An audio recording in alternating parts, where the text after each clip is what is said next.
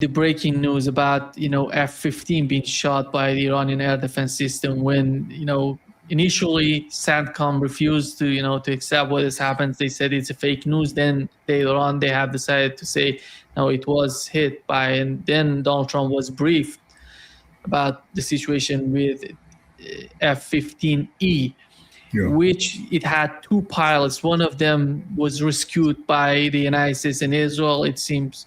And the other one, there are unofficial information coming out of Iran that one of them is in the hand of Iranians. I don't know how accurate is that. Could be. Yeah. Could be killed too. It's very easy to die in trying to get out of one of those planes. Yeah. So. Yeah.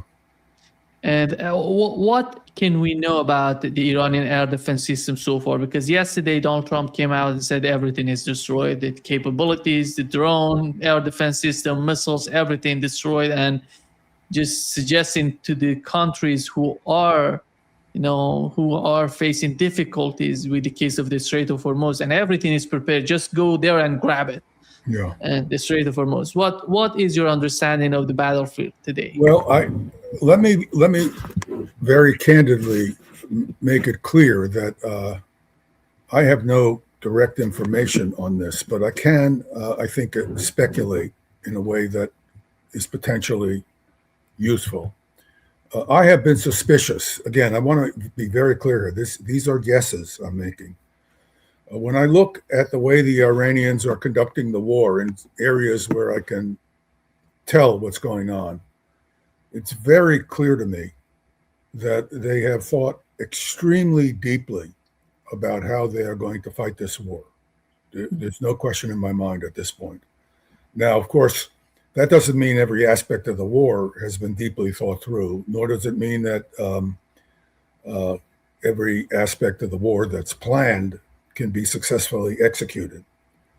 However, there are images you can find. In fact, I was looking at them just the other day. Unfortunately, I didn't put it into my briefing today, but there are images you can see of underground tunnels filled with air defense interceptors, just filled with them.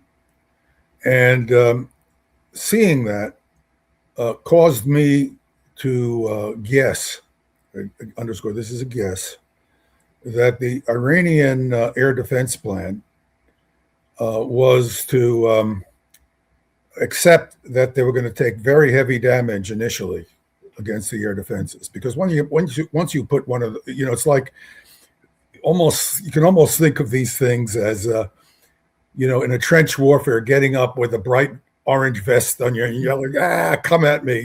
Once that radar starts emitting against an advanced adversary like the Israelis and Americans, you really have a tough time keeping one of these things functioning.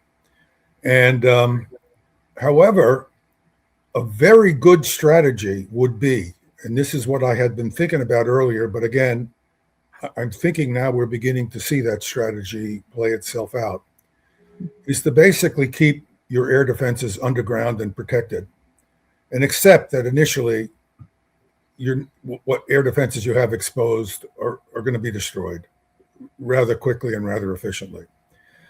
However, once the war continues on, you cannot keep airplanes over target areas all the time. Combat jets, they only have an hour or two over a target area at best. They consume fuel very fast when they're over a target, because you can't just mosey around casually. You could be under attack at any time, so you need to be prepared to put on your afterburners. You want to be able to move fast, so you can maneuver. You have to be fast moving to maneuver against interceptors. So it seemed to me, I was guessing early, and of course it's still a guess now, that what the Iranians were doing with what we're going to do with their air defenses was to keep them largely protected, and every once in a while put one up, and actually probably use visual information more than anything else initially before they turn the radar on and actually go after something. And That's not impossible to do. Jets, just like drones, make a lot of noise. You should be able to hear jets at tens of kilometers range if you have good acoustic sensors. These would be acoustic. I'll actually show you some World War I acoustic sensors. They're kind of a little bit of a joke, but they're real, and they were used effectively. So what you do is you survey the scene using much less than optimal sensors, but remember, you have an adversary who's patrolling over your air all the time looking for targets. And so what happens is you get targets of opportunity.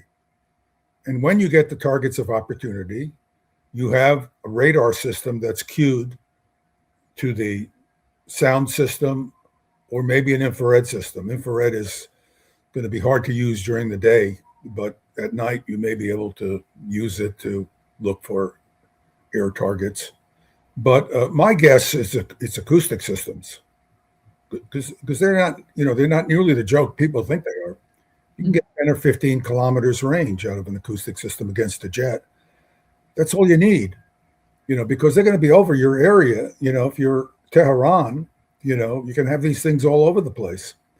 So once you have a bunch of these things operating, you have air defenses that are largely quiet, you then use them as opportunities present themselves.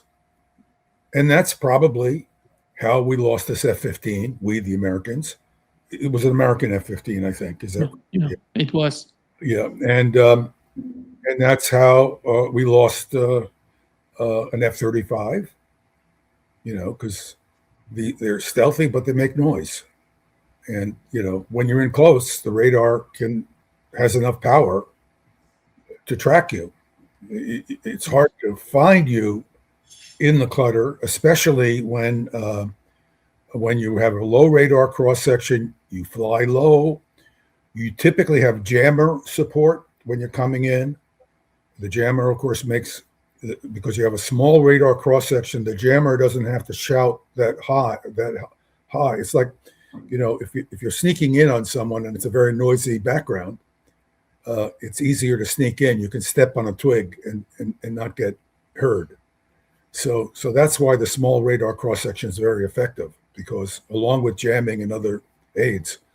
But these guys probably don't have all this electronic countermeasure support all the time. So the Iranians are sitting there and they're recognizing that, one jet is a big deal.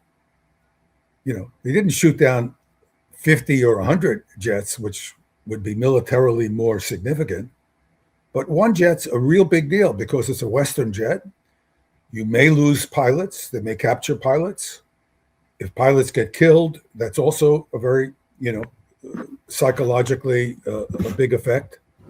And the fact that your jets are not impervious causes the pilots to be very cautious. For example, we saw in the Gulf War of 1991, so we're talking about 35 years ago, when we, the Americans, had aircraft over Iraq all the time, and they were looking for Scud launch vehicles. There were Scuds being launched at that time, shorter range missiles, 600-kilometer range missiles. And it turned out, the first thing the pilots do when they see a Scud launch is they start evading, because they don't know that's a surface-to-air missile. So the first thing they do is they have to, and you can't blame them. This is what you don't want to die. You have no time to react if it's a surface-to-air missile. Then it takes you some time to figure out maybe this is not a surface-to-air missile. And by that time, the Scud is gone. And the launcher may also be gone too, because it may also, by that point, have, scurried under some bridge, or overhang. So it turned out at the end of the war, although we reported having destroyed a lot of the Scud launchers, we had actually destroyed none. There was a big air power survey done after the Gulf War of 1991. And in the air power survey, which was done with access to all the classified information because it was after the war, it was no longer politically sensitive. They found that no Scud launchers were destroyed, even though we had, probably thought honestly that we had destroyed a lot of them. So a lot of milk trucks probably and water trucks were probably hit, innocent people killed, but no Scud launchers. So my suspicion is what is going on now is a cat and mouse game that the Iranians are playing. They're letting our pilots know, the American and Israeli pilots know, you may be up there wandering around looking for something to kill, but there's something down there that can snap at you at any time and kill you. So you better be ultra alert. And what that does is it makes you ultra cautious and it makes your effectiveness lower because your attention is divided. So my guess is that's what's going on. And my guess is if that guess is correct, the Americans and Israelis will lose other aircraft. Not a lot, but enough. Every time you take off and you're a pilot, you know that there's a real chance that some serious capable interceptor is going to be fired at you. Modern interceptors are extremely difficult to handle using modern airplanes. The agility of the modern interceptors is very high. The homing algorithms are extremely good, and they have a quite high chance of hitting you, and they're coming at a high speed, and you may get lucky and evade one, but the reason you shoot two interceptors at airplanes, incidentally, not necessarily, we do shoot two interceptors at ballistic missiles, but there's actually a different reason for that. The reason you shoot two interceptors at an airplane is because the pilot will try to take an evasive maneuver if they see the interceptor coming. When they take that evasive maneuver, they lose airspeed. The plane is going a lot slower because you take a sudden maneuver, you have a lot of drag to take that sudden maneuver. Now you're going slowly, and it takes you time to regain that speed. And that second interceptor is 2 seconds or 3 seconds behind the first. And it's going very fast, and you have much more limited maneuver. That's why you fire two interceptors against airplanes. Against ballistic missiles, if you had a high probability of intercept, like the Israelis falsely are claiming with regard to their missile defense interceptors, you really wouldn't fire two interceptors at a target, because if I have a 0.9 probability of hitting a missile, which is, they're close to claiming that. If I shoot two missiles, then I have a 0.99 probability of hitting the missile, because I have a 0.9 probability of hitting a missile. So that means 1 out of 10 times the missile has been missed. So when I shoot at that 1 out of 10 missile, I kill 9 out of 10 of those too. So overall, I have a 99% chance of destroying the incoming missile. But if I have limited numbers of interceptors, the smart thing to do is to fire only one interceptor at a missile, because I'm killing 90% of the incoming missiles, and I'm always killing 90% of the incoming missiles every time I shoot an interceptor. Whereas I'm killing 99%, but I'm using two interceptors. I'm depleting my capabilities much more so. That's another reason why when you see all these interceptors in the air over Israel, you say to yourself, why would anybody who knows what they're doing be shooting all these interceptors? We also see that they're not hitting targets because we can tell what an intercept looks like.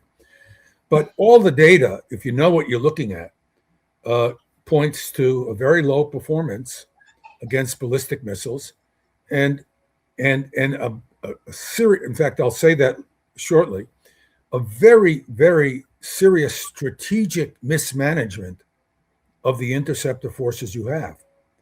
In fact, I believe, and I'll say it in one of my slides, and I'll talk more about it, that Israel has made a strategic blunder in its use of the Iron Dome interceptor system, because the Iron Dome effectively has no capability against ballistic missiles. It's shown, we just can see it. And they're firing interceptors, as I showed slides earlier. I can come back if we want to talk more about it. You see all these interceptors in the air against a single ballistic missile, nothing being hit.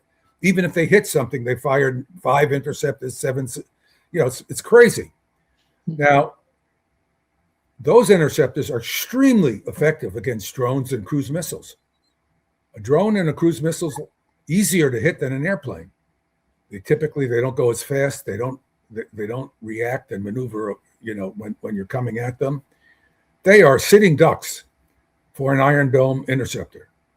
The ballistic missile is not. The ballistic missile is a waste of an interceptor, but a drone is not. So they probably have above a 90% intercept rate against drones when they see them. So why did they waste all these interceptors? It was a strategic blunder. They should have been keeping these interceptors back for the drone war that was part of the Iranian plan. This, to be quite honest, it kind of surprises me because I've had over the decades, I've known a lot of Israelis, not all, only some of them are friends, because a lot of these guys I don't want to have anything to do with, but I've known a lot, I've met a lot. Remember, I'm at a prestigious university. We had a big program, international security program. I had people as guests from Israel. So I got to know quite a few of these characters. And they are, although not all of them are people I would want to really associate with, they all are extremely intelligent. And that's not because Jews are smart, like some people would say. It's because Israel is always at war, even when they're not starting wars. And so when you're a young person and young people tend to be more idealistic, and they also are more ambitious. And they tend to want to do things that they think are most useful to their society. And the very brightest go into, they're culturally challenged into different paths.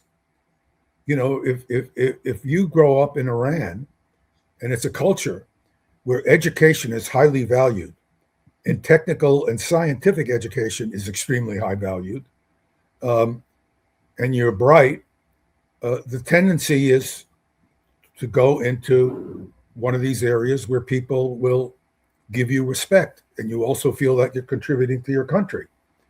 So they get very, very smart people. In Israel, it's the same thing, and so they get, whereas the United States, it's not the same. In the United States, you get people who are interested in military activities, but they're not necessarily smart. Some of them are. So we have, but one of the things that always struck me when I was at the Pentagon and then later on meeting all these Israelis is how much smarter the average Israeli involved in national security issues is relative to their American counterpart. And that's because you get all kinds of people getting interested in national security, and you don't have this draw of the, if you come out of MIT or another competitive university or a not so competitive university, but you have a lot of talent, because a lot of talent comes out of the not so competitive universities, and you're really bright and you really want to make a difference, you go and you work for AMD or Intel or some, because that's the frontier of economic and commercial development. Or, if you're interested in the military, you might go in because you have a military background. You get a lot of the United States, we have all these characters, they're Southerners, and the South has a long tradition of military service. And those families they're elite families. They tend to be very well educated. And when you meet a very well-educated, accomplished American military officer, there's a very good chance they came from the South of the United States. We also get them from the North too, but because you have these cultural traditions, And uh, so when you look at this strategic uh, stumble, the strategic blunder with regard to the use of Iron Dome interceptors, you have to scratch your head. You have to wonder why. How did the Israelis? And my guess is that they proselytized themselves. They became the victims of their own propaganda.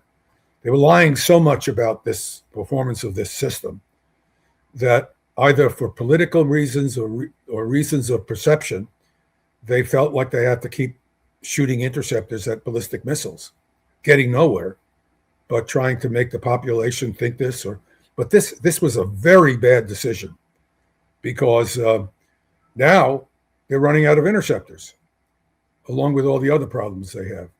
So I think this F-15 incident is the tip of a big iceberg, and history will play out on this. But that's my guess about what's going on.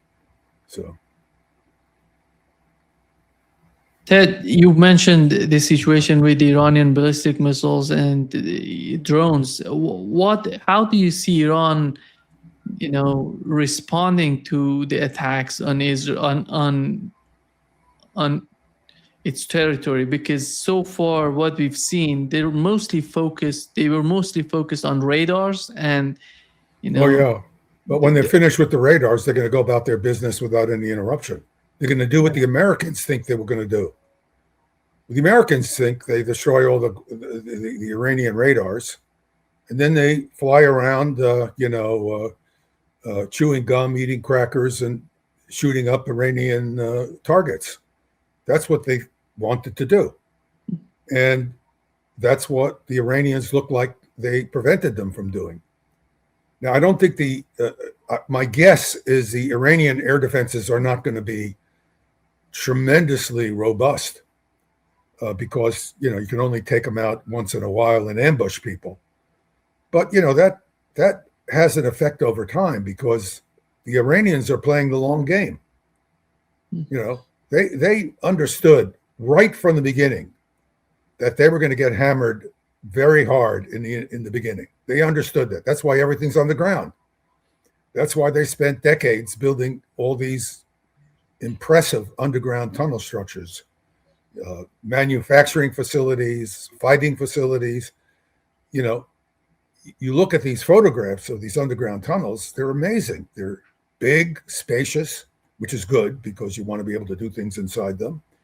And they have launchers that can be moved around in the tunnel, launched from sections of tunnel. I haven't seen photographs of this, but I'm sure the tunnels have side tunnels that you can go into where there are doors where you can launch a missile. If you attack the opening after there has been a launch, you can fix that tunnel because it's only there's a tunnel leading to it. You have equipment in there for fixing damage. You can launch missiles later again because the airplane can't sit there. There's not someone sitting out there with a shotgun waiting for the next missile to come out of the hole.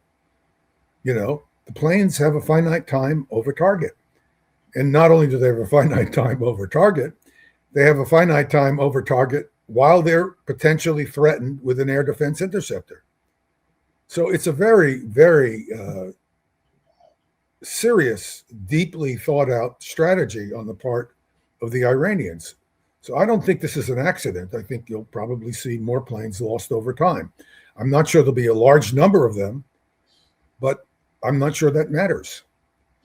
It's if they're shooting we down, had another F-16 as well over Saudi Arabia. It was hit by something. Yeah. Right. So it's going to go on. This is going to go on. So the pilots are going to know they don't have a free ride. And, the pilots are professionals. They're going to do what they're asked to do. They're soldiers. But, you don't behave the same way. If you're in a trench and you're fighting an adversary and there are snipers, you don't stick your head up as often. That means you don't always see everything that's going on around you. So that's what these intermittent ambushes, air defense ambushes, are going to do throughout the war. And I expect they're going to continue. They may get worse. They may get more effective because as the Iranians develop their tactics, they may get better at using these defenses. So I think that's my guess. It's just a pure guess of what's going on because they have all these interceptors stored underground. Why did they do that? They had to know that the air defense systems that they had above ground were going to get whacked very early in the war, and they were going to. And once you whack them, once you whack the radars, they can't defend themselves, and you go out and make sure you destroy every interceptor you can find, because you don't want those interceptors transferred to a working site somewhere. So the Iranians understood this, and it seems to me that they thought about it. That's what. Why don't we take a look at slide 2? And Let me just bring it up. I just wanted to put a few ideas on write them down just for purposes of focus of my own discussion. First of all, I've already mentioned it. There's an extraordinary strategic mismanagement of air defense assets. The Israelis have fired a lot of Patriot missiles, which are ineffective against ballistic missiles. So, for example, all this talk you're now hearing, they're running out of interceptors, the ballistic missiles are going to be more effective. The ballistic missiles have been effective throughout the war. It's hardly changed. They're maybe slightly more effective because 5% of them or 3% of them weren't getting through. But, 3 out of 100 is still a lot of hits. So the air defenses really had very little effect. And so it was a bad strategy to be firing lots of interceptors at ballistic missiles. You should have been saving them for the second part of the war where the drones were going to begin to become important. And you had to know the drones were going to begin to become important because they're very accurate, as I'll describe later. And because they're very accurate and they can be programmed, they are extraordinarily effective at causing damage. So that's one strategic blunder that the Americans and Israelis both have made. There are other, I don't know if you call them blunders, but other developments that are extremely important. Iran now has very timely and high resolution satellite data on the targets that they might be shooting at, and that's given to them by China and Russia. Now that, again, in the let me just spin this out because I think there's a lot of talk from a very narrow perspective. You hear, like in the United States, you hear these people who are for these wars, who really don't know what they're doing, but they're for it. They say, those damn Russians, they're giving away this, they're giving them help with the satellites. Well, they need to be reminded that the United States was giving satellite data to the Ukrainians. And not only was the United States giving satellite data to the Ukrainians, they were giving them missiles. The missiles that the United States was giving them were being used against Russians in Russian territory. Vladimir Putin and other Russian spokespeople made it very clear. If you do this, we will take the opportunity when it occurs to pay you back. And this, this should have been absolutely understood that this is what was going to happen. So the possibility that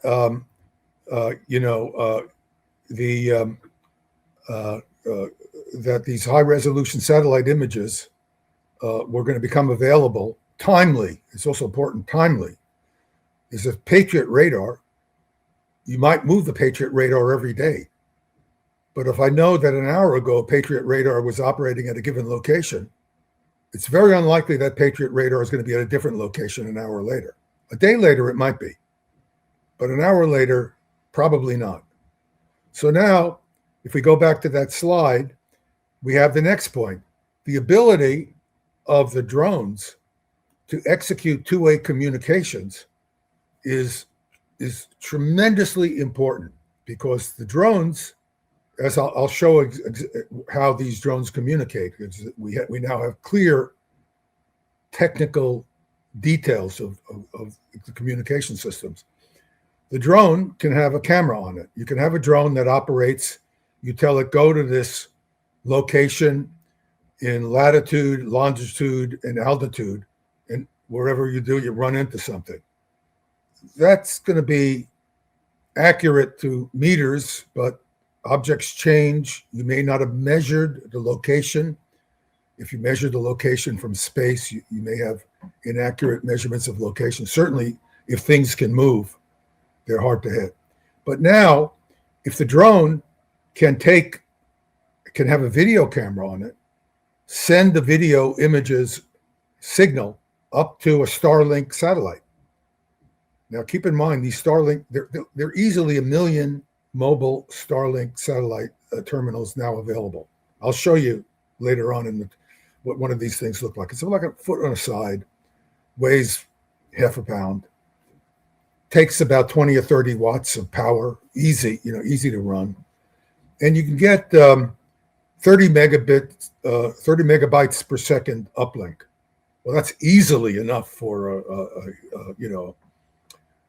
4 or 5 megabytes per second gives you a full. In fact, a few megabytes per second gives you a low resolution video. 10, 20, 30 frames per second. That's plenty good enough for homing on a target. So this goes up to the Starlink. It passes the information through laser links to other satellites until it finds the satellite where the communication is set to go down.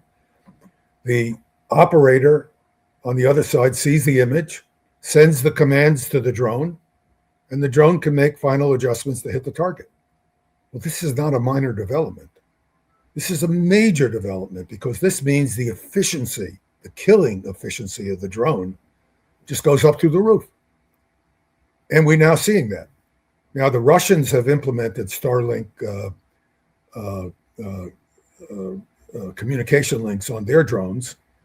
I'm sure the Iranians are now doing it, and I would be surprised if they weren't doing it before the Russians helped them, because they have the technology to do it. You go out and you buy a Starlink terminal. I go out and buy a Starlink terminal and I send it to my Iranian buddy because, they're going to embargo it, but or the Russians put it in a truck and go through Turkmenistan, drive through Turkmenistan, or they go through the Caspian Sea and drop it off. So, you only need hundreds of these things, let alone thousands of them. There's more than 1 million of them out there, and they're selling them as fast as they can. They're trying to manufacture these things for a commercial market. This is where this war is profoundly different from other wars we have seen in the past. Not entirely profoundly different, because if you look at the war in Iraq, for example, we saw the introduction of cell phones, which is a very high technology device. But you can't build a cell phone. I can't build a cell phone. We can't build the chips for it, the sensing devices. But it's a commercial device. Anybody can go out and buy it. It's not controlled. There's no way to control it. There's no way to make sure that only certain people have the phone, because it's a ubiquitous commercial entity. So I can go out and buy them. All I need is a relatively competent person to know how to connect the ringing mechanism to a detonator fuse, and I have a remotely controlled improvised munition that I can use to kill Americans who are occupying Iraq and do lots of damage. Now, you can do lots of things to try to limit the effects. You can have jammers and stuff like that, but you can only be so effective. And if you have to deploy all these countermeasures, you're not just running along the roads and doing whatever you want. You're being very careful because you don't want to get killed. Incidentally, it's not completely unlike the pilot, who has to be more careful because you don't want to get shot at by an Iranian missile. And you don't know the Iranian missile you don't know that you're being illuminated by the radar potentially until the very end, because the Russians, who have designed a lot of these radars that the Iranians are using, have thought long and carefully about how to use optics and radio together. So these systems have optical telescopes, and they look for the airplanes. And the reason they look for the airplanes is they want to get a good measure of where this airplane is, so that they need to turn on the radar only at the last second, so they can launch an interceptor toward them without even letting anyone know that something's coming. So you got to spend a lot of your time searching the sky, because during the daylight, seeing an intercept is not so easy. At night, you can see it because it's got a plume. But even there, if it's coming at you, you don't see the cross section of the plume. The plume is smaller.